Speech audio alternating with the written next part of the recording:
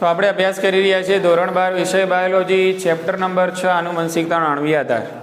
કે છેલ્લા લેક્ચરમાં આપણે અભ્યાસ કર્યો ડીએનએ કુંતલનું પેકેજિંગ. એમાં કોઈને કંઈ ડાઉટ ખ્યાલ આવી ગયો? કે તો એને આપણે કહીએ છીએ ડીએનએ કુંતલનું પેકેજિંગ. દરવાજો આડો કરી દો.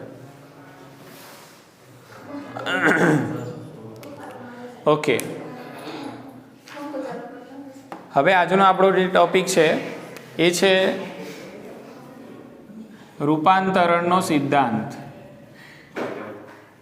રૂપાંતરણનો સિદ્ધાંત.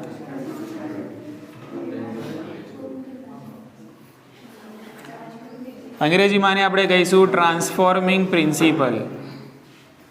Transforming principal.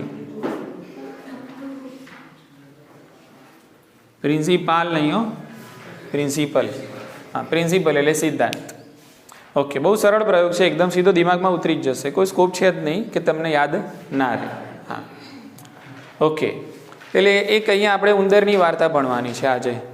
વાર્તા શાની છે? ઉંદરની છે. અને બીજી વાર્તા છે બેક્ટેરિયોફેજની. બીજી કઈ છે? બે વાર્તા આજે આપણે ભણવાની છે, સીધું આવડી જ જશે તમને. ઓકે, ચલો સમજવાનો પ્રયત્ન કરીએ. તો આ ટ્રાન્સફોર્મિંગ પ્રિન્સિપલ છે એટલે આ જે રૂપાંતરણનો સિદ્ધાંત છે શું કહેવા માંગે છે, કયા વૈજ્ઞાનિક આની સાથે સંકળાયેલા છે? તો આની સાથે જે વૈજ્ઞાનિક સંકળાયેલા છે એમનું નામ છે ગ્રિફિથ.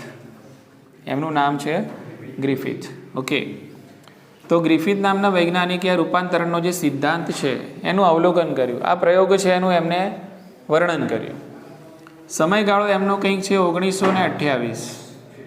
તો 1928ના સમયગાળાની અંદર એમને જોયું કે ભાઈ બેક્ટેરિયા જે હોય છે એક જાતમાંથી બીજી જાતની અંદર રૂપાંતરણ પામે છે, એટલે કે રૂપાંતરિત થાય છે. હવે એમને ઘણા બધા આવા ક્રમિક પ્રયોગો કર્યા અને બેક્ટેરિયાનું એક જાતમાંથી બીજી જાતમાં જે રૂપાંતરણ થઈ રહ્યું છે એનું એમને કન્ક્લુઝન કાઢ્યું કે ભાઈ કંઈક એવું છે કે જે એક જાતને બીજી જાતમાં કન્વર્ટ કરે છે, રૂપાંતરણ કરે છે. બરાબર? એટલે આ જે પ્રયોગ છે એને ગ્રિફિથની અસર પણ કહેવાય છે. શું કહેવાય છે એને? હા, ગ્રિફિથની અસર પણ કહેવાય છે. એટલે કદાચ એવું પૂછાય કે ભાઈ ગ્રિફિથના રૂપાંતરણના પ્રયોગનું વર્ણન કરો તો પણ આનું જ કરવાનું. ગ્રિફિથની અસરનું વર્ણન કરો તો પણ આ જ વસ્તુ આવશે.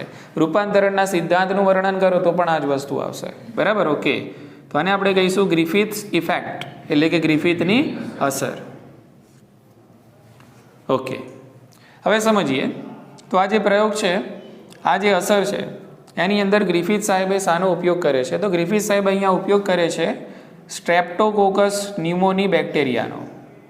સ્ટ્રેપ્ટોકોકસ ન્યુમોની બેક્ટેરિયાનો. ન્યુમોની બેક્ટેરિયા.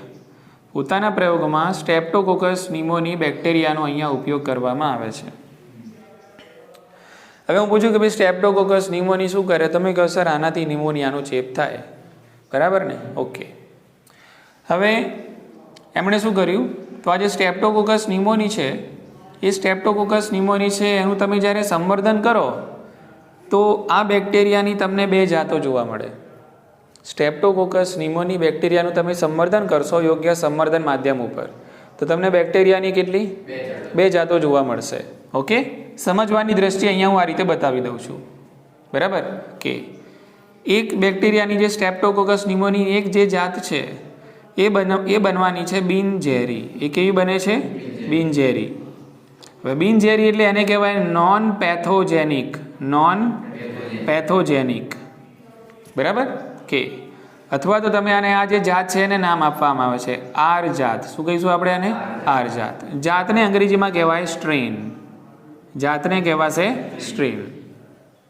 એટલે સ્ટ્રેપ્ટોકોકસ ન્યુમોની બેક્ટેરિયાનું તમે સંવર્ધન કરો છો તો આમાં બે જાતો આપણને જોવા મળે છે. એક એવી જાત કે જે બિનઝેરી છે કે જેનાથી ન્યુમોનિયાનો ચેપ લાગતો નથી, એ રોગ પેદા કરતી નથી, એટલે એને કહેવાય નોન પેથોજેનિક. બરાબર? અને એ જે જાત છે એને આપણે કહીશું આર સ્ટ્રેન અથવા તો આર જાત. બરાબર? અહીંયા આર ફોર શું છે? તો આર ફોર છે રફ. આર ફોર શું છે? રફ. રફ કેમ છે? તો ઓબ્વિયસ અહીંયા જે બેક્ટેરિયા સંવર્ધિત થતા હોય છે એક આ જાતના, એની જે સપાટી છે ખરબચડી છે. એમની સપાટી કેવી છે? ખરબચડી છે. અને એટલા માટે એમને કહીએ છીએ આપણે આર સ્ટ્રેન. બીજી જાતના જે બેક્ટેરિયા છે અહીંયા બિલકુલ આનું ઊંધું કરીને અહીંયા છાપી દેવાનું, બરાબર. તો અહીંયા જે બેક્ટેરિયાની જાત પેદા થશે કેવી થશે? ઝેરી, અથવા તમે કહી શકો છો પેથોજેનિક. એટલે આ જાતનું જ્યારે સંક્રમણ થશે, ચેપ લાગશે, તો જે તે સજીવ છે એની અંદર પેદા થશે ન્યુમોનિયા. શું થશે? ન્યુમોનિયા. ક્લિયર? કે તો આ જે જાત છે એને કહેવાય છે S, smooth. S for smooth. તો આને આપણે કહીએ છીએ એસ જાત અથવા તો એસ સ્ટ્રેન તરીકે આને ઓળખવામાં આવે છે. તો એસ ફોર અહીંયા થાય છે સ્મૂથ, કારણ કે આ જે બેક્ટેરિયા છે એ બેક્ટેરિયાની જે સપાટી છે એ સપાટી ઉપર પોલિસેકેરાઇડનું સુવાળું આવરણ આવેલું હોય છે. એટલે એની સપાટી હોય છે લીસી ચળકતી. શું હોય છે? હા. તો આ જે બેક્ટેરિયા છે એની આ બાહ્ય સપાટી જે છે લીસી અને ચળકતી છે, સ્મૂથ છે, લીસી ચળકતી છે. લીસી ચળકતી કેમ છે એનું કારણ યાદ રાખજો, કારણ કે અહીંયા પોલિસેકેરાઇડનું સુવાળું આવરણ છે એટલે સપાટી લીસી છે. અહીંયા પોલિસેકેરાઇડનું સુવાળું આવરણ નથી એટલે આ સપાટી ખરબચડી છે, ને એટલા માટે આ આર જાત છે અને આ એસ જાત છે. ઉતરી ગઈ મગજમાં વાત? ઓકે. તો અહીંયા આપણે લખીશું પોલિસેકેરાઇડનું સુવાળું આવરણ હાજર. પોલિસેકેરાઇડનું સુવાળું આવરણ હાજર. આટલી ખબર પડી ગઈ, મુદ્દો સેટ ને? એટલે બે પ્રકારના સ્ટ્રેપ્ટોકોકસ ન્યુમોની બેક્ટેરિયા તમને જોવા મળે. બે પ્રકારની કોલોની, અલગ અલગ કોલોની. એક મસ્તીખોરો છે, કયા? ઝેરી, નોન પેથોજેનિક અને એસ. આ મસ્તીખોર છે અને આ શાંત છે, જેનાથી ચેપ લાગતો નથી. ચાલો પ્રયોગમાં હવે આપણે આગળ વધીએ છીએ. અહીંયા હવે પ્રયોગની અંદર હવે આ પ્રયોગ કઈ દિશામાં છે તો આપણને ખ્યાલ આવી ગયો કે ભાઈ આનુવંશિક દ્રવ્ય શું છે એ શોધવાની દિશામાં છે. એની અટકણો આ પ્રયોગની અંદર આપણે કરવાના છીએ આગળ જઈને, બરાબર. આપણને ખબર નથી કે ભાઈ ન્યુક્લિક એસિડ છે, ડીએનએ છે, પ્રોટીન છે, વિટામિન, ઉત્સેક શું છે કે આપણને ખબર છે નહીં. ચલો હવે હું શું કરું છું, હું એક આર જે સ્ટ્રેન છે એટલે કે આર જે જાત છે સ્ટ્રેપ્ટોકોકસ ન્યુમોનિયાની આર જાત, એનું ઇન્જેક્શન તૈયાર કરું છું. ઇન્જેક્શન. અને આ જે ઇન્જેક્શન છે હું ઉંદરમાં આપું છું. ક્લિયર? અને હું અવલોકન કરું છું. ઇન્જેક્શન એટલે કે અંતઃક્ષેપણ. તમારી બુકમાં શબ્દ કયો વપરાયો છે? અંતઃક્ષેપણ. એટલે આપણે ઇંગ્લિશમાં કહીએ એને ઇન્જેક્શન. અંતઃક્ષેપિત કરવું એટલે ઇન્જેક્શન આપવું. તો મારી જોડે હું એક આર જાતના બેક્ટેરિયા છે, આર જાતના કેવા છે? બિનઝેરી, નોન પેથોજેનિક. એનું ઇન્જેક્શન તૈયાર કરું છું અને એને હું ઉંદરમાં આપું છું, અંતઃક્ષેપણ કરું છું. થોડો સમય રહેવા દઉં છું, સંક્રમણ થાય એટલા માટે, ચેપ લાગે એટલા માટે. અને હું અવલોકન કરું છું તો અવલોકન બાદ મને માલુમ પડે છે કે આ ઉંદરો જીવંત છે. કેવા છે? જીવંત છે. જીવંત જ રહેવાના ને ભાઈ, કારણ કે આ તો કેવી જાત છે? બિનઝેરી છે. ચેપ લાગશે એટલે ઉંદરોને રોગ પેદા થવાનો નથી. ચલો એવી જ રીતે બીજો ટ્રાયલ હું લઉં છું એસ જાતનો. સાની કઈ જાત છે? એસ જાત. તો આ જે એસ જાત છે એનું પણ હું શું કરું છું? અંતઃક્ષેપણ. અને આ હું ઉંદરની અંદર ઇન્જેક્શન આપું છું, અવલોકન કરું છું તો મને માલુમ પડે છે કે બધા ઉંદરો મૃત્યુ પામે છે. બોલો, ખ્યાલ આવી ગયો? એસ જાતનું ઇન્જેક્શન આપું છું તો ઉંદરો મૃત્યુ પામે છે, અને આર જાતનું ઇન્જેક્શન આપું છું તો ઉંદરો જીવંત રહે છે. ચલો ત્રીજું એડવેન્ચર હું શું કરું છું, તો આ જે એસ જાતના બેક્ટેરિયા છે, એસ જાતના કે જેનાથી ઉંદરો મરી ગયા, એ એસ જાતના બેક્ટેરિયા છે એને ગરમી આપું છું, ગરમ કરું છું. બેક્ટેરિયાને મૃત કરું છું. બેક્ટેરિયાને કેવો બનાવું છું? મૃત કરું છું. બરાબર? ઓકે. તો અહીંયા હું લખીશ કે ભાઈ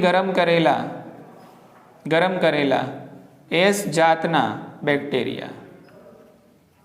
એટલે ઓબ્વિયસ આ બેક્ટેરિયા કેવા થઈ ગયા? મૃત. હવે આવા એસ ગરમ કરેલા મૃત બેક્ટેરિયા છે એનું ઇન્જેક્શન બનાવું છું અને એનું ઇન્જેક્શન આપું છું ઉંદરને. બરાબર? ઓકે. તો અહીંયા મેં કર્યું એનું અંતઃક્ષેપણ,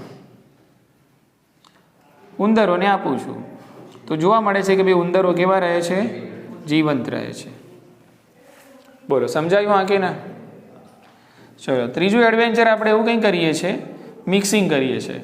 હવે ચોથા ટ્રાયલની અંદર એવું કરું છું કે ગરમ કરેલ એસ જાતના બેક્ટેરિયા, ગરમ કરેલ એસ જાતના વત્તા આર જાત, વત્તા શું?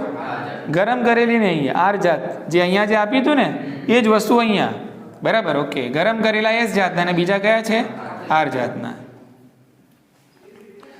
તો જુઓ બંને કેસની અંદર શું છે જુઓ, પહેલા અહીંયા જોઈ લઈએ આપણે. ગરમ કરેલા એસ જાતના બેક્ટેરિયા આપ્યા તો જીવંત રહ્યા, આર જાતના આપ્યા હતા તો પણ જીવંત રહે. હવે આપણે બંનેનું મિક્સિંગ કરીએ છીએ. ગરમ કરેલા એસ જાતના બેક્ટેરિયા અને આર જાતના બેક્ટેરિયાનું ભેગું ઇન્જેક્શન બનાવ્યું આપણે. એનું આપણે કરીએ છીએ અંતઃક્ષેપણ, ઉંદરની અંદર આપવામાં આવે છે. તો તાર્કિક રીતે ઉપરના પરિણામથી આપણને એવું લાગે કે જીવંત જ રહેશે. એટલે ગ્રિફિથ પણ પોતે આશ્ચર્યચકિત થઈ જાય છે કે આ શું થયું એમ. અલગ અલગ આપતા હતા તો પણ કેવા રહેતા હતા? જીવંત રહેતા. ભેગા કરીને આપશું તો બી જીવંત જ રહેવાના છે ને. પણ એને એવું જોવા મળ્યું નહીં. ઉંદર શું પામે છે? મૃત પામે છે. ક્લિયર ને? કે એટલે આવું એક પ્રયોગ કરીને એને કંઈ તારણ નથી કાઢી દીધું. આવા ઘણા બધા પ્રયોગો કર્યા, શ્રેણીબદ્ધ એમને ઘણા બધા આવા પ્રયોગો કર્યા, બરાબર ને. પ્રયોગો પરથી પછી એમને એવું તારણ કાઢ્યું કે સાલું કંઈ એવું થવું જોઈએ કે જે આ જે આર જાતના બેક્ટેરિયા છે એ આર જાતના બેક્ટેરિયાનું રૂપાંતરણ શામાં કરતું? એટલે જે બિનઝેરી છે એ ઝેરી બનવા જોઈએ. તો જ આવું પોસિબલ છે, તો જ રોગ પેદા થાય, બાકી રોગ પેદા થાય નહીં. ક્લિયર ને? એટલે આવું થવા પાછળનું કારણ એમને શ્રેણીબદ્ધ પ્રયોગો કર્યા. અને આવું થવા પાછળનું કારણ એમને એવું કાઢ્યું કે ચોક્કસપણે આ જે બિનઝેરી બેક્ટેરિયાની જે જાત છે એનું રૂપાંતરણ થાય છે કઈ જાતમાં? ઝેરી જાતમાં. બોલો, ખ્યાલ આવી ગયો? એટલે આરનું શામાં થાય છે? એસમાં રૂપાંતરણ થાય છે. નોન પેથોજેનિક કેવી બને છે? પેથોજેનિક બને છે. બિનચેપી કેવી બને છે? ચેપી બને છે. આલી ખબર પડી ગઈ? હા કે ના? અલ્ફાઝ ખબર પડી? ઓકે, ચલો. આર એસમાં રૂપાંતરણ પામે છે એક મુદ્દો કન્ક્લુઝનમાં એમને કાઢ્યો. હવે એનું પાછળનું કારણ શું છે? બરાબર. એટલે એમને એવું તારણ કાઢ્યું કે ભાઈ કંઈક એવું હશે કે જે આ જે ગરમ કરેલા એસ જાતના જે મૃત બેક્ટેરિયામાં છે એમાંથી જતું રહેતું હશે આરમાં. શામાં જતું રહેતું હશે? અને આરને શામાં કન્વર્ટ કરતું હશે? એસમાં. તમે અહીંયા ગરમ કરેલા શું લીધા છે? એસ જાતના બેક્ટેરિયા. એ બેક્ટેરિયા તો પોતે મૃત છે, એટલે બેક્ટેરિયા તો એમાં જવાના છે નહીં, અને એ જીવંત પણ નથી, લે ચેપ પણ નથી લગાડવાના. પણ એનું જે કંઈ દ્રવ્ય હશે એ દ્રવ્ય એસમાંથી ક્યાં જતું રહ્યું? અને આરને શું બનાવી દીધા? એસ બનાવી દીધા. બિનચેપીને ચેપી. એટલે કંઈક એવું દ્રવ્ય જતું હશે, પણ એ કયું દ્રવ્ય છે એની માહિતી આ લઈ શક્યા હતા નહીં. બોલો, ખ્યાલ આવી ગયો ને? ઓકે. એટલે અહીંયા શું થતું હશે? સમજી લો કે આ ખરબચડી સપાટીવાળા છે, બરાબર. તો એસમાંથી કંઈક હશે. હવે એ કંઈક શું છે ખબર છે નહીં, પણ કંઈક હશે કે જે ગરમ કરેલા એસ મૃત બેક્ટેરિયામાંથી ક્યાં વહન પામી જાય? આરમાં. અને આરની ફરતે બનાવી દે પોલિસેકેરાઇડનું સુવાળું આવરણ. એટલે આર બની જાય એસ, એટલે બની જાય છે ચેપી. અને એટલા માટે અહીંયા ઉંદરો મૃત્યુ પામે છે. પણ આ પ્રયોગની અંદર ગ્રિફિથને એ બાબતની સ્યોરિટી મળી નહીં કે ભાઈ એ કયું દ્રવ્ય છે કે જે આરને શામાં? એસમાં રૂપાંતરણ કરે છે. એટલે આનુવંશિક દ્રવ્ય છે, હજુ એના ઉપર શું છે? પ્રશ્નાર્થ ચિહ્ન છે. ઉતરી ગઈ મગજમાં વાત? ચાલ. તો આના પહેલાં તો આપણે બધા મોર્ગનને જોયા, મેન્ડલને જોયા, સટનને જોયા. એ બધાએ આનુવંશિકતાના પ્રયોગો કર્યા અને એમને પણ કંઈ શોધ્યું છે નહીં કે આનુવંશિકતા માટે શું જવાબદાર છે. એમ કહેતા હતા કે ભાઈ કારકો જવાબદાર છે. કારકોની કોઈ ભૌતિક સાબિતી પણ એ લોકો આપી શકતા હતા નહીં. એ વખતે બી આનુવંશિક દ્રવ્ય શું છે કે જે પિતૃઓમાંથી સંતતિમાં માહિતીને લઈ જાય છે, એ વસ્તુ શું છે એની ખબર હતી. પછી આ બધી દિશામાં પ્રયોગો ચાલુ થયા. 1926ની આસપાસ આ બધા પ્રયોગો ચાલુ થાય છે કે ભાઈ ચલો હવે શોધીએ કે ભાઈ આનુવંશિકતા તો ખબર પડી ગઈ કે ભાઈ પિતૃમાંથી છે સંતતિમાં લક્ષણો, પણ એના માટેનું કારણ, એના માટેનો અણુ કયો છે હજુ ખબર છે. એટલે એ દિશામાં પ્રયોગો શરૂ થયા. એમાંનો એક આ પ્રયોગ છે રૂપાંતરણનો સિદ્ધાંત, જેને ગ્રિફિથની અસર તરીકે ઓળખવામાં આવે છે. આમાં પણ વસ્તુ લટકતી જ છે, હજુ એમાં પણ કંઈ ખબર છે નહીં. ખાલી એટલું ખબર પડી કંઈક જાય છે અને કંઈક રૂપાંતરણ પામે છે. એટલે આરનું એસમાં થાય છે, એટલા માટે આ પ્રિન્સિપલને કહેવાય ટ્રાન્સફોર્મિંગ પ્રિન્સિપલ. ટ્રાન્સફોર્મેશન થવું, સ્વરૂપ બદલાવું. કારની ગાડી, ગાડીની કાર, અરે કારનો મનુષ્ય, મનુષ્યની કાર. ટ્રાન્સફોર્મેશન શું થાય? રૂપાંતર. આટલી ખબર પડી ગઈ? હા કે ના? ઓકે, ચલો હવે આનાથી પણ ઈજી વસ્તુ એક સમજાવી દઉં. અહીંયા તો ગ્રિફિથની અસર પૂરી થાય છે.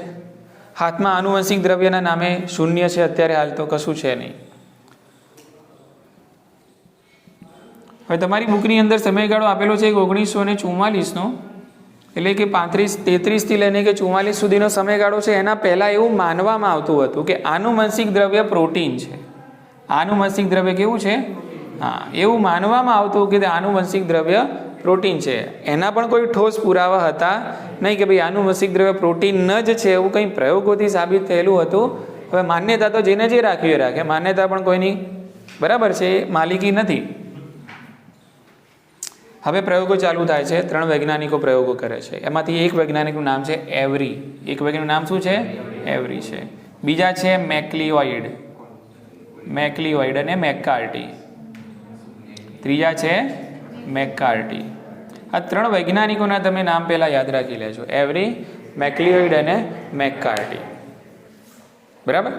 તો આ બધા વૈજ્ઞાનિકોએ પ્રયોગો શરૂ કર્યા અને પ્રયોગો માટે જે આધાર લીધો એ આધાર હતો ગ્રિફિથના પરિણામોનો. એમનો આધાર શું હતો? બરાબર છે કે ભાઈ ગ્રિફિથે શું કર્યું છે કે ભાઈ ગરમ કરેલા એસ જાતના બેક્ટેરિયા છે, આર જાતનું બરાબર મિક્સ કરીને ઇન્જેક્શન આપે છે તો ઉંદર કેવા થાય છે? મૃત્યુ પામે છે. તો આને એમને બેઝ તરીકે લીધું. આનું જે એક્સપેરિમેન્ટ છે, આના જે પરિણામો છે એને બેઝ તરીકે લીધા. કયા વૈજ્ઞાનિકોએ? એવરી, મેકલિઓઇડ અને મેકકાર્ટીએ બેઝ તરીકે લીધા. ચલો, બહુ સરળ વસ્તુ છે, ધ્યાન રાખો. હવે આ લોકો શું કરે છે? આ જે એસ જાતના જે ગરમ કરેલા બેક્ટેરિયા છે એમાંથી જે જૈવ રાસાયણિક પૃથક્કરણ કરે છે. શું કરે છે? હા, જૈવ રાસાયણિક પૃથક્કરણ કરે છે. અને આ જે એસ જાતના બેક્ટેરિયા છે એમાંથી અલગીકરણ કરે છે આરએનએનું, ડીએનએનું અને પ્રોટીનનું. સમજો, એસ જાતના બેક્ટેરિયામાંથી કર્યું. શામાંથી? હા, યાદ રાખજો. બરાબર. તો એસ જાતના બેક્ટેરિયામાંથી, ગરમ કરેલા બેક્ટેરિયામાંથી આરએનએ, ડીએનએ અને પ્રોટીન છે એને આ લોકોએ જૈવ રાસાયણિક રીતે શું કર્યા? અલગ. કે ભાઈ તમે લોકો આવી જાઓ સાઈડમાં. બરાબર ને? ચેક કરવું છે, આમને ચેક કરવું છે કે ભાઈ આ જે આરનું એસમાં જે રૂપાંતરણ થાય છે એના માટે કોણ? એમ આરએનએ જવાબદાર, ડીએનએ જવાબદાર કે પછી પ્રોટીન જવાબદાર? એમને ચેક કરવું છે. બરાબર છે. તો અમને પ્રયોગો કર્યા ન હતા એના પહેલાં માનવામાં આવતું હતું કે ભાઈ પ્રોટીન શું છે? આનુવંશિક દ્રવ્ય છે. બરાબર. એટલે એમનાથી રહેવાયું નહીં એટલે એમને પ્રયોગો ચાલુ કર્યા. કે તો એમણે એસ જાતના બેક્ટેરિયા છે, ગરમ કરેલા બેક્ટેરિયા છે, એનું જે દ્રવ્ય આરએનએ, ડીએનએ અને પ્રોટીન છે એને સાઈડમાં લીધા કે અલગ થઈ જાવ. તો હવે શું છે? હવે બહુ સિમ્પલ, ધ્યાન રાખજો, બહુ સિમ્પલ. હા, ઓકે. હવે પાચક ઉત્સેચકોની તમને ખબર હશે જ. દાખલા તરીકે હું એમ કહું કે ભાઈ હું એમ કહું કે લાઇપેજ, તમે કહો સર લિપિડનું પાચન કરે એને કહેવાય લાઇપેજ. હું એમ કહું પ્રોટીએજ, તમે કહો સર પ્રોટીનનું પાચન કરે. હું કહું ન્યુક્લિયસ, તમે કહો ન્યુક્લિક એસિડનું પાચન કરે એને ન્યુક્લિયસ કહેવાય. ચલો, હું એક ઇન્જેક્શન તૈયાર કરું છું. આ મારું ઇન્જેક્શન છે. બરાબર. કે હવે આ ઇન્જેક્શનની અંદર 3 વસ્તુ છે. આરએનએ પણ છે, ડીએનએ પણ છે અને પ્રોટીન પણ છે. ખ્યાલ આવી ગયો? પણ આની અંદર હું નાખી દઉં છું ઉત્સેચક આરએનએઝ. કયો ઉત્સેચક નાખું છું? આમાં ઉત્સેચક નાખું છું. આજે મેં અલગ કર્યું ને એમાં હું નાખું છું આરએનએઝ. શું નાખું છું? એટલે આરએનએ ગયા કામથી? આરએનએ ગયા કામથી. હવે બાકી રહ્યું શું? ડીએનએ અને પ્રોટીન. બોલો, ખ્યાલ આવી ગયો? કે અને આવું ઇન્જેક્શન હું આપું છું ઉંદરને. બરાબર છે? એટલે ઉંદરને નહીં, આની સારવાર હું આપું છું આર બેક્ટેરિયાને. કોને આપું છું? હા. તો મને જોવા મળે છે કે આરનું એસમાં રૂપાંતરણ થઈ જાય છે. આરનું એસમાં રૂપાંતરણ થઈ જાય છે. ચલો, બીજી વાર હું ઉત્સેચક લઉં છું પ્રોટીએઝ. કયો લઉં છું? ચલો, પ્રોટીએઝ લઉં છું. ઓબ્વિયસ, પ્રોટીએઝ લેશો એટલે પ્રોટીનનું પાચન થશે. બરાબર ને? પ્રોટીએજ ઉત્સેચક લઉં છું એટલે મારી જોડે હવે રહ્યા કોણ? આરએનએ અને, કારણ કે પ્રોટીએજની સારવાર મેં આપી એટલે આમાંથી પ્રોટીન શું થઈ ગયો? વિઘટન થઈ ગયું. બરાબર. પ્રોટીન હવે કશા કામનું છે નહીં એટલે મારી જોડે હવે એક્ટિવ કોણ છે? આરએનએ અને ડીએનએ છે. અને આવું ઇન્જેક્શન હું આપું છું એટલે કે એની સારવાર આપું છું કોને? આરને. તો અહીંયા પણ મને જોવા મળે છે કે આરનું શામાં? એસમાં રૂપાંતરણ થાય છે. એટલે આ બેમાંથી એક વસ્તુ છે રેસમાંથી નીકળી ગઈ. કઈ વસ્તુ રેસમાંથી નીકળી જશે? હા, બરાબર ને? બંનેમાં કોમન ડીએનએ તો છે જ. એકવાર શું રહ્યા? આરએનએ અને ડીએનએ રહ્યા. બીજી વાર શું રહ્યા? એટલે કોમન શું આવ્યું? ડીએનએ આવ્યું છે. ચલો, ત્રીજો પ્રયોગ કરીએ આપણે. હવે લઈએ છીએ ડીએનએઝ. શું લઈએ છે? બરાબર. આ ડીએનએઝનું સારવાર હું આપું છું એટલે હવે આમાંથી ડીએનએ રહેશે. હવે તમારી જોડે શું છે? હા, અને આવી તમે સારવાર આપશો કોને? આરને. તો જોવા મળે છે કે આરનું એસમાં રૂપાંતરણ થતું નથી, કારણ કે ડીએનએ નથી એટલે રૂપાંતરણ થતું નથી. એટલે અહીંયા ખબર એ પડી ગઈ કે ભાઈ જે આરને એસમાં રૂપાંતરણ કરે છે એ જે દ્રવ્ય છે એ કોણ છે? DNA છે. ઇઝી છે એકદમ. પ્રયોગમાં ખબર પડી ને. બુકમાં થોડું કન્ફ્યુઝન થાય એવું કંઈક લખેલું હોય, પણ આપણે એને સરળ બનાવી દેવાનું આવી રીતે. ક્લિયર છે કે આ લોકોએ 3 વસ્તુને અલગ કરી. શામાંથી અલગ કરી? એસ જાતના બેક્ટેરિયામાંથી અલગ કરી. ચેક કરવું છે એમને કે ભાઈ ખરેખર આરને કોણ એસમાં રૂપાંતરણ કરે છે. એટલે એમને વારાફરતી પાચક ઉત્સેચકોની મદદ લીધી. એકવાર આરએનએની મદદ લીધી અને જોયું તો આરનું એસમાં રૂપાંતરણ થયું. બરાબર. પ્રોટીનની મદદ લીધી તો એ થયું. ડીએનએની સારવાર આપી તો થયું. એને મતલબ એમ કે રૂપાંતરણ માટે જે જવાબદાર છે એ આરએનએ પણ નથી, પ્રોટીન પણ નથી. કોણ છે? ડીએનએ છે. બોલો, ઉતરી ગઈ મગજમાં વાત? ઓકે. તેમ છતાં પણ અમુક વાર છે ને, આપણે ઘણું બધું સારું કામ કરીએ તો પણ અમુક લોકો વિશ્વાસ કરે. એમના સામે કરીએ તો કે ના. બરાબર. ઓકે. તો એ સમયમાં પણ એવું છે જ. આવું દરેક સમયમાં જુઓ, કારણ કે વ્યક્તિની પ્રકૃતિ તો બદલાવાની નથી ને. માણસની જે ફિતરત છે ને, ફિતરત ક્યારે બદલાય નહીં. એ પહેલાંના જમાનામાં એવી જ હતી, અત્યારે બી છે. પહેલાં માણસો આવા હતા, હતું વ્યવસ્થિત, પણ ફિતરત છે એ ચેન્જ થવાની નથી. પ્લસ માઇનસ દરેક જગ્યાએ હોય છે. તે વખતે આમના સમયમાં પણ એવા વૈજ્ઞાનિકો હતા કે ભાઈ ના, હજુ અમે માનતા નથી, હજુ કન્ફર્મ નથી, અમને વિશ્વાસ નથી આવતો કે ભાઈ ડીએનએ જ આનુવંશિક દ્રવ્ય છે, કે ભાઈ ડીએનએના કારણે જ આ રૂપાંતરણ પામે છે, કે ડીએનએ જ જનીન દ્રવ્ય છે. હજુ અમને વિશ્વાસ આવતો નથી કે ના, હવે કંઈ નહીં, અમે આટલું કર્યું પ્રયોગ એમ. બરાબર. ચલો, તો અહીંયા એક પ્રયોગ પૂરો થયો. એટલે કે અહીંયા એક પ્રયોગ પણ પૂરો થયો અને એને સમર્થન આપતી, બરાબર, કે ભાઈ કયું દ્રવ્ય જવાબદાર છે એના વિશેની માહિતી પણ અહીંયા પૂરી થઈ. શોધખોળ હજુ ચાલુ છે, પ્રશ્નાચિહ્ન હજુ છે જ. બરાબર. હજુ અહીંયા કન્ફર્મ થતું નથી કે ભાઈ આનુવંશિક દ્રવ્ય ન્યુક્લિક એસિડ જ છે એમ, કે ભાઈ ડીએનએ છે, એવું કન્ફર્મ થતું નથી. તો હવે એને કન્ફર્મ કરવાનો જે પ્રયોગ છે એને કહેવાય હર્સી અને ચેઝનો પ્રયોગ. આમાં કોઈને કંઈ ડાઉટ? વાર્તા છે ને, સિમ્પલ. શું છે? ઉંદરની વાર્તા છે. બરાબર ને? ઓકે. ચલો હવે જોઈએ હર્સી અને ચેઝનો પ્રયોગ. થોડુંક ધ્યાન રાખજો, ડિસ્કનેક્ટ ના થતા, સીધો મગજમાં આવી ઉતરી જશે.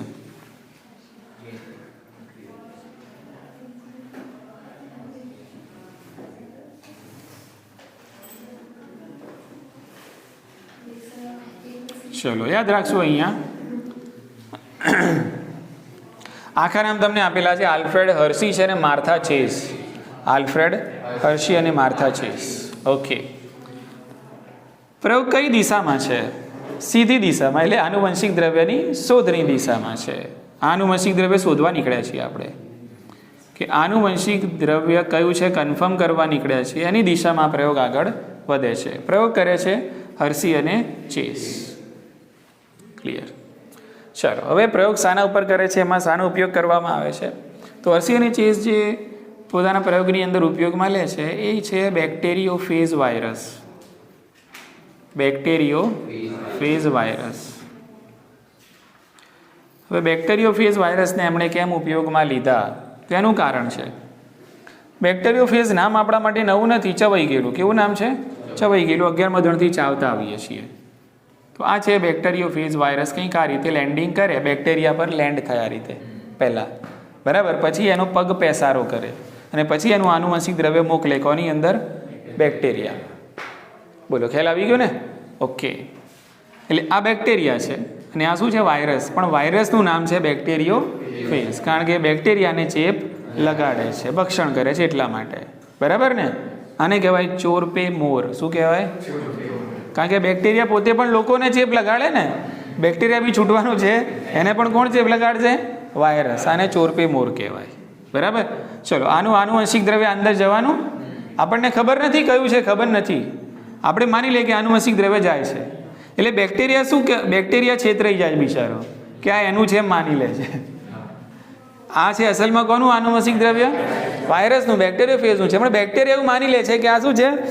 હા, તો પોતાના અંદર એનો સમાવેશ કરી લે છે.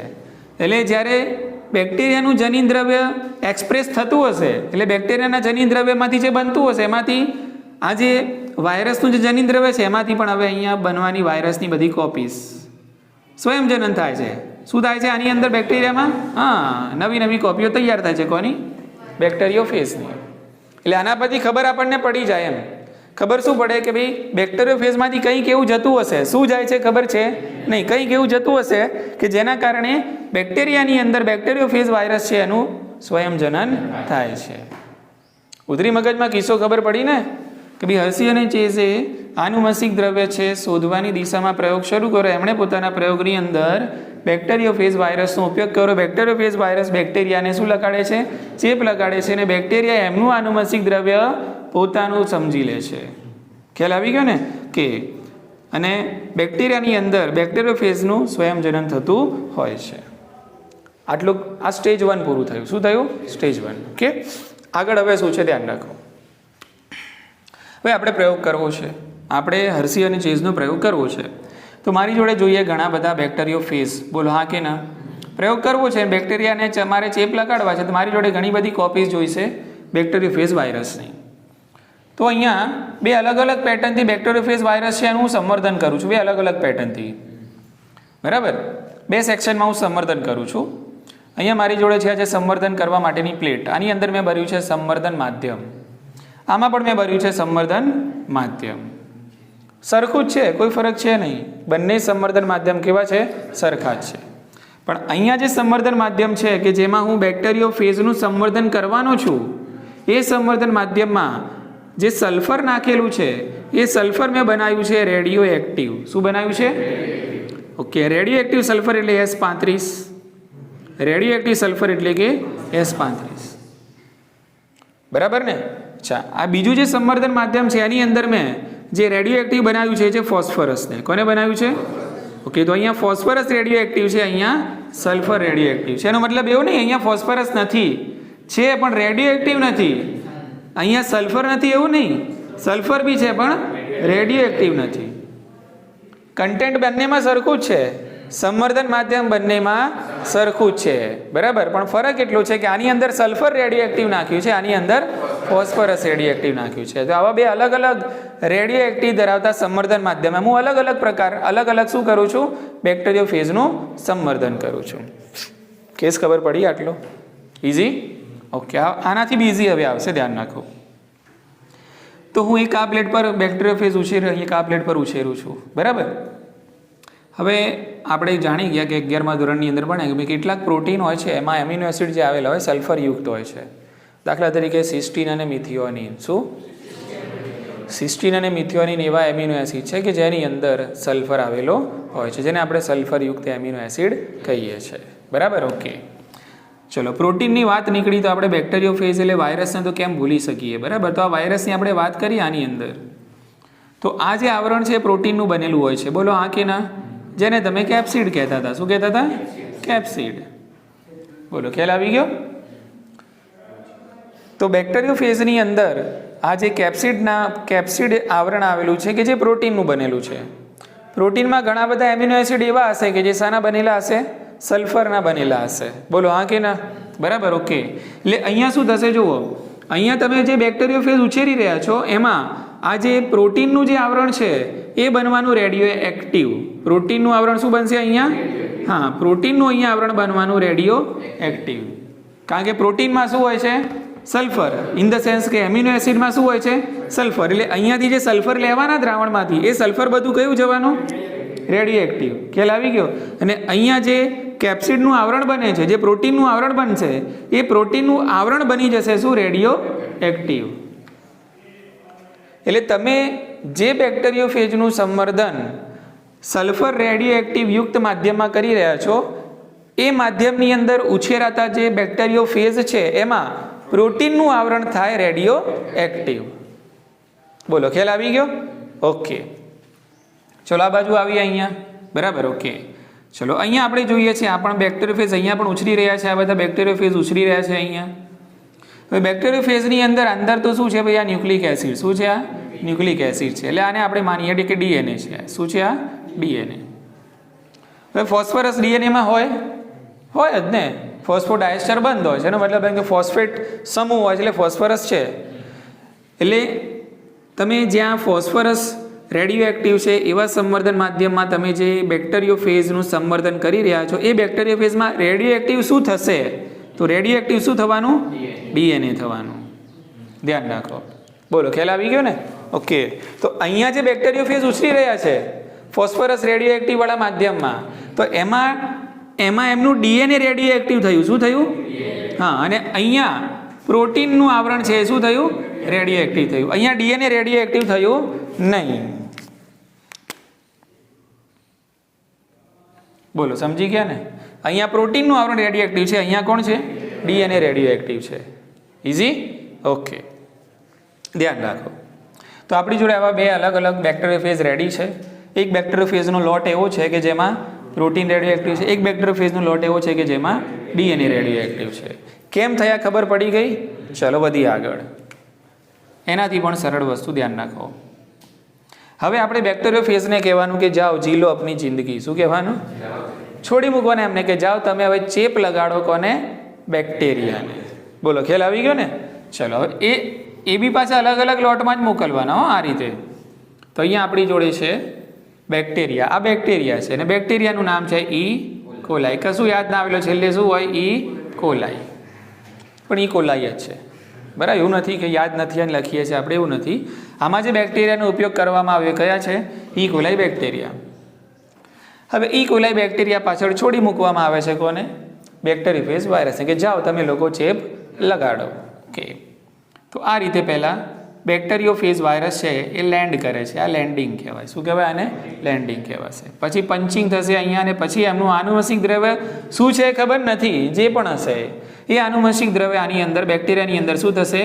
એન્ટર થશે. બેક્ટેરિયાનું પોતાનું આનુવંશિક દ્રવ્ય તો ખરું જ. બેક્ટેરિયાનું પોતાનું શું છે અહીંયા? આનુવંશિક દ્રવ્ય તો ખરું જ. પ્લસ અહીંયા ચેપ લાગે છે. અહીંયા એસ વાળા, અહીંયા કે જ્યાં શું રેડિયોએક્ટિવ છે? એસ. અને અહીંયા કોણ છે? ફોસ્ફરસ રેડિયોએક્ટિવ છે. એટલે અહીંયા ડીએનએ રેડિયોએક્ટિવ થયેલું છે આ બેક્ટેરિયોફેજમાં, અને આ બેક્ટેરિયોફેજમાં પ્રોટીન રેડિયોએક્ટિવ થયેલું છે. એટલે અલગ અલગ રીતે આપણે શું કરાવીએ છીએ? સંક્રમણ કરાવડાવીએ છીએ. બરાબર? કે તો અહીંયા સંક્રમણ થાય છે. એટલે બેક્ટેરિયોફેજ આ બેક્ટેરિયાને લગાડે છે ચેપ, અને આનુવંશિક દ્રવ્ય છે એની અંદર પ્રવેશ કરાવે છે. એટલે થયું અહીંયા પહેલા સ્ટેપમાં ઇન્ફેક્શન, એટલે કે સંક્રમણ. બોલો, આટલી ખબર પડી ગઈ? ચાલો, પૂરતો સમય આપીએ છીએ, સંક્રમણ થાય છે. ક્લિયર? ચાલો, બીજું જે સ્ટેપ છે એને કહેવાય છે બ્લેન્ડિંગ. શું કહેવાય એને? બ્લેન્ડિંગ. બ્લેન્ડિંગ કહો અથવા તો તમે કહો હોમોજીનાઇઝેશન. હોમોજીનાઇઝેશન. હોમોજીનાઇઝ કરવું એટલે એક રસ કરી દેવું. હોમોજીનાઇઝ કરવું એટલે એક રસ. બ્લેન્ડિંગ, બ્લેન્ડર નથી વાપરતા આપણે જ્યુસ બનાવવાના, એના માટે બ્લેન્ડર. એ બ્લેન્ડિંગ પ્રક્રિયા કહેવાય. મિક્સિંગ કરવું. શું કરવું? મિક્સિંગ કરવું. એમ આલી ખબર પડી તમને? ઓકે, તો અહીંયા હોમોજીનાઇઝ કરવામાં આવે છે, બ્લેન્ડિંગ કરવામાં આવે છે. બ્લેન્ડિંગ કરશો એટલે શું થશે? જુઓ, આ જે બેક્ટેરિયાની ફરતે બેક્ટેરિયોફેજનું જે આવરણ હશે ને, એ આવરણ દૂર થશે. બેક્ટેરિયોફેજ જે બેક્ટેરિયા સાથે ચોંટી રહેલા છે, બેક્ટેરિયોફેજ હવે અહીંયાથી કેવા થશે? અલગ. સમજી લો કે આ બેક્ટેરિયા છે, અને આજુબાજુ બધા આવી ગયા હતા કોણ? બેક્ટેરિયોફેજ વાયરસ. એટલે તમે શું કરશો? અહીંયા બ્લેન્ડિંગ કરશો, હોમોજીનાઇઝ કરશો, એટલે બધા વાયરસ કેવા થઈ જશે? આમ અલગ. સ્લો મોશનમાં આમ અલગ પડતા હોય ને એવું લાગશે. આ રીતે હોય છે ને, એવી રીતે સાઉથના પિક્ચરોમાં ખાસ વચ્ચે બિચારો હીરો ફસાઈ ગયો હોય, દેખાતો હોય, પછી આમ કરે ને બધા ઉડ્યા. એટલે બધા જે ઉડી રહ્યા છે બધા કયા છે? બેક્ટેરિયોફેજ.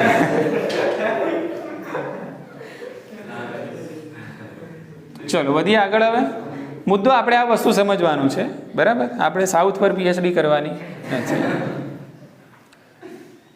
ચાલો, તો અહીંયા આપણા છે ઈ કોલાઈ બેક્ટેરિયા. ઓલરેડી આમને સંક્રમણ લાગી ગયેલું છે. કોનું? બેક્ટેરિયોફેજ વાયરસનું. તમે કરો છો હવે શું? બ્લેન્ડિંગ. એટલે આ બધા જે એટેચ હતા, આવરણ હતું, એટલે આ બધા બેક્ટેરિયોફેજ થવાના હવે શું? અલગ થવાના, દૂર જશે. આ બધા બેક્ટેરિયોફેજ કેવા થવાના? દૂર જાય છે. એટલે બેક્ટેરિયાની ફરતે વાયરસનું જે આવરણ છે એ દૂર કરવા માટેની પ્રક્રિયાનું નામ યાદ રાખજો, બ્લેન્ડિંગ.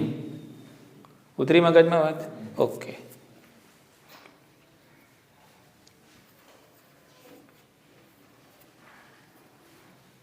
ક્લિયર?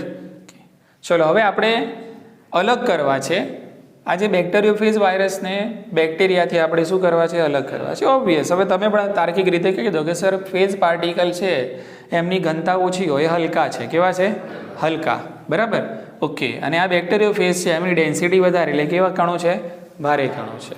એ ઓબ્વિયસ. હવે આપણે અહીંયા જે પ્રક્રિયા કરવાના એનું નામ છે સેન્ટ્રીફ્યુઝ. સેન્ટ્રીફ્યુગેશન એટલે આને કરવાનું સેન્ટ્રીફ્યુઝ. બરાબર. સેન્ટ્રીફ્યુઝ એટલે ઓબ્વિયસ તમને ખબર હશે કે ભાઈ આમાં કેન્દ્ર ત્યાગી બળ છે એનો સિદ્ધાંત લાગુ પડે. બરાબર. સર્કસમાં જે હોય છે ને મોતનો કૂવો, સર્કસમાં હોય ને મોતનો કૂવો પેલો હોય છે ને એની અંદર પણ કયું સિદ્ધાંત છે? કેન્દ્ર ત્યાગી બળ છે. બરાબર. ઓકે. તો અહીંયા આપણે કરવાનું છે સેન્ટ્રીફ્યુગેશન. હવે તાર્કિક રીતે તમને પણ જવાબ આવડી જશે. ચલો આપણે સેન્ટ્રીફ્યુગેશન કરીએ છીએ. એક કસનળીની અંદર સેન્ટ્રીફ્યુગેશન કરીએ છીએ આપણે. તો અહીંયા સેન્ટ્રીફ્યુગેશનની પ્રક્રિયા પતી જાય પછી નીચે જે જમા થયેલું હશે એ બધા ફેઝ પાર્ટિકલ હશે કે બેક્ટેરિયા હશે? બેક્ટેરિયા હશે ને, કારણ કે બેક્ટેરિયા શું છે? ભારે છે. બરાબર. એટલે જે ભારે વસ્તુ એ પહેલાં નીચે આવે. અવસાદનનો સિદ્ધાંત કયો? હા. એટલે અહીંયા તમને નીચે શું જોવા મળશે? બધા બેક્ટેરિયા જોવા મળશે. અને ઉપર આવશે નિતાર. નિતાર એટલે સુપરનન્ટ કહેવાય. શું કહેવાય એને? સુપરનન્ટ. તો સુપરનન્ટ જે નિતાર છે એની અંદર તમને જોવા મળશે ફેઝ પાર્ટિકલ, એટલે કે ફેઝ કણો અહીંયા ઉપર આવશે. હલકા છે એટલે ક્યાં આવશે? ઉપર આવશે. અને બેક્ટેરિયા કેવા છે? ભારે એટલે નીચે આવી જશે. આવું બંને બાજુ કરીએ છીએ આપણે. એટલે બંનેની અંદર આપણને આ પ્રમાણે બે અલગ અલગ સેક્શન મળે છે. નીચે શું હશે? હા, નીચે હશે બેક્ટેરિયા અને ઉપર હશે કયા particle? Phase particle. Phase particle જેમાં હશે એને કહેવાનું આપણે નિતાર એટલે કે સુપરનન્ટ. એટલે આપણે અલગ કરવા હતા ફેઝ પાર્ટિકલને બેક્ટેરિયાથી અલગ કરવા હતા.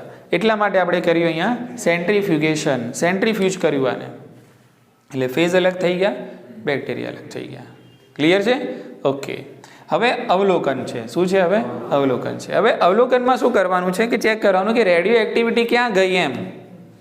રેડિયો એક્ટિવિટી ક્યાં ગઈ, બસ એટલું અવલોકન કરવાનું છે. ધ્યાન રાખો. તો અહીંયા આ જે સેક્શન છે કે જેમાં એવા બેક્ટેરિયોફેજનો તમે ઉપયોગ કર્યો છે કે જેમાં પ્રોટીનનું આવરણ શું હતું? રેડિયો એક્ટિવ હતું. હવે માની લઈએ કે પ્રોટીન આનુવંશિક દ્રવ્ય છે. માની લઈએ પ્રોટીન આનુવંશિક દ્રવ્ય છે તો પ્રોટીન બેક્ટેરિયામાં જાય? હા કે ના? જો પ્રોટીન આનુવંશિક દ્રવ્ય હોય તો પ્રોટીન બેક્ટેરિયામાં જાય, અને પ્રોટીન બેક્ટેરિયામાં જાય તો બેક્ટેરિયા રેડિયો એક્ટિવ થાય. ખબર પડી ને? પ્રોટીન જો હોય તો પ્રોટીન જાય બેક્ટેરિયામાં અને બેક્ટેરિયા શું થાય? હા. તો અહીંયા તમને આ નીચેના ભાગમાં જોવા મળવી જોઈએ રેડિયો એક્ટિવિટી. અહીંયા જોવા મળવી જોઈએ રેડિયો એક્ટિવિટી, પણ આ કેસમાં આવું થતું નથી. નીચે રેડિયો એક્ટિવિટી જ્યાં બેક્ટેરિયા છે બેક્ટેરિયાની અંદર રેડિયો એક્ટિવિટી જોવા મળતી નથી. રેડિયો એક્ટિવિટી નિતારમાં એટલે કે શામાં જોવા મળે છે? ફેઝ પાર્ટિકલમાં જોવા મળે છે. એટલે પ્રોટીન ગયું નથી. ખબર પડી ને? પ્રોટીન બેક્ટેરિયામાં ગયું નથી. જો પ્રોટીન ગયું હોત તો રેડિયો એક્ટિવિટી ક્યાં આવી જતી? બસ આ અવલોકન છે. ખ્યાલ આવી ગયો? એટલે જે નિતારમાં સુપરનટની અંદર જે ફેઝ પાર્ટિકલ છે બેક્ટેરિયોફેજ વાયરસ છે ત્યાં રેડિયો એક્ટિવિટી જોવા મળે છે. એટલે પ્રોટીન ત્યાંનું ત્યાં છે, પ્રોટીન ખયું નથી. ઉતરી મગજમાં વાત? બસ હવે આનું તો તમને કીધા વગર ખબર પડી ગઈ. તો અહીંયા જે બેક્ટેરિયા છે બરાબર એની અંદર આપણને અહીંયા જોવા મળે છે રેડિયો એક્ટિવિટી, અને ફેઝ પાર્ટિકલ નિતારની અંદર જે ફેઝ પાર્ટિકલ છે એમાં આપણને રેડિયો એક્ટિવિટી જોવા મળતી નથી. એનો મતલબ શું થયો કે ફેઝ પાર્ટિકલમાં અહીંયા રેડિયો એક્ટિવ કોણ હતું? ડીએનએ. અહીંયા રેડિયો એક્ટિવ ડીએનએ હતું. એટલે ડીએનએ ગયું ક્યાં? બેક્ટેરિયામાં. એટલે બેક્ટેરિયા બની ગયા શું? હા. અને ફેઝ પાર્ટિકલમાં રેડિયો એક્ટિવિટી હવે છે એટલે જાય છે શું? ડીએનએ. સિક્કો વાગી ગયો, કન્ફર્મ થઈ ગયું. બરાબર ને? કે ભાઈ આનુવંશિક દ્રવ્ય બીજું કંઈ જ નહીં પણ છે ન્યુક્લિક એસિડ. ઓકે. તો અહીંયા ડીએનએ ને સેન્ટરમાં રાખી દઈએ છીએ આપણે. ઓકે. ઇન ધ સેન્સ કે અહીંયા આપણું આનુવંશિક દ્રવ્ય કયું છે? Nucleic acid. એ ડીએનએ પણ હોઈ શકે છે અને આરએનએ પણ હોઈ શકે છે. મોટા ભાગના સજીવોમાં શું છે? ડીએનએ ને કેટલાક વાયરસમાં શું હોય છે? આરએનએ હોય છે. પ્રયોગમાં કોઈને કંઈ ખબર ના પડી હોય તો કહો મને. આ તો એકદમ ઇઝી છે ને વાર્તા. ઇન્જેક્શન બદલીને હાલવાના છે. ખાલી યાદ રાખજો આર ને એસમાં ભૂલ ના કરતા. આર ને એસમાં ભૂલ ના થાય. જીવંતને મૃત ના કરી દેતા, મૃતને હા. અને આ કોન્સેપ્ટ સમજી ગયા ને તમે? બરાબર ને? S35 છે ને આ ફોસ્ફરસ 32 છે. શું છે આ? 32 છે. એટલે S35 રેડિયો એક્ટિવ છે અને ફોસ્ફરસ 32 પણ. તો આ રીતે આપણે આમ સીધે આગળ જવાનું. આમાં શું જ્યાં એસ રેડિયો એક્ટિવ છે ત્યાં રેડિયો એક્ટિવ શું થાય છે? પ્રોટીન. અને અહીંયા શું થાય છે? બસ પછી છોડી દો આમને. કોને ચેપ લગાડવા માટે? બેક્ટેરિયાને ચેપ લગાડશે, આનુવંશિક દ્રવ્યમાં દાખલ થઈ જશે. પછી તમે કરો એનું બ્લેન્ડિંગ, એટલે કે જે સંક્રમણ થયેલું છે આજુબાજુ બેક્ટેરિયાની ફરતે જે વાયરસ છે બધા કેવા થશે? દૂર થાય, એનું આવરણ દૂર થશે. પછી કરવાનું તમારે સેન્ટ્રીફ્યુઝ. તો તમને બે સેક્શન મળવાના, નીચે બેક્ટેરિયા જમા થશે, ઉપર ફેઝ પાર્ટિકલ હશે. બેક્ટેરિયાની અંદર તમે જોશો એસ વાળા ભાગની અંદર કે જેમાં પ્રોટીનનું આવરણ રેડિયો એક્ટિવ થયેલું છે એમાં રેડિયો એક્ટિવિટી બેક્ટેરિયામાં જોવા મળતી નથી, પણ ક્યાં જોવા મળે છે? નિતાર એટલે કે ફેઝ પાર્ટિકલમાં જોવા. એનો મતલબ એમ કે પ્રોટીન છે બેક્ટેરિયામાં દાખલ થયું નથી ને અહીંયા થાય છે ઊંધું. અહીંયા બેક્ટેરિયાની અંદર તમને રેડિયો એક્ટિવિટી જોવા મળે છે કે જેમાં ડીએનએ શું થયેલું છે? Radio active. અને ફેઝ પાર્ટિકલમાં રેડિયો એક્ટિવિટી જોવા મળતી નથી, એટલે જાય છે એ છે ડીએનએ. એટલે આર ને એસમાં જે કન્વર્ટ કરે છે એ પણ કન્ફર્મ થઈ ગયું, એ શું છે? ડીએનએ છે. એટલે આના પછી આનુવંશિક દ્રવ્ય શું છે એ શોધવાની દિશામાં કોઈ પ્રયોગ થયો નથી. બરાબર. આવો સવાલ નીટમાં પૂર્વ 20માં નહીં પણ 19માં કે 18માં આવી ગયો છે કે ભાઈ આનુવંશિક દ્રવ્ય શોધવાની દિશામાં છેલ્લો પ્રયોગ કોણે કર્યો? કન્ફર્મ થઈ ગયું, સિક્કો વાગી ગયો કે ભાઈ ન્યુક્લિક એસિડ જ શું છે? આનુવંશિક દ્રવ્ય છે. આના પછી બીજો કોઈ પ્રયોગ થયો નથી. ક્લિયર? ઓકે, તો આજે આપણે આટલું રાખીએ છીએ. આવતા લેક્ચરની અંદર એટલે વેકેશન પછી આપણે વાત કરીશું ડીએનએ બનામ આરએનએ. શું?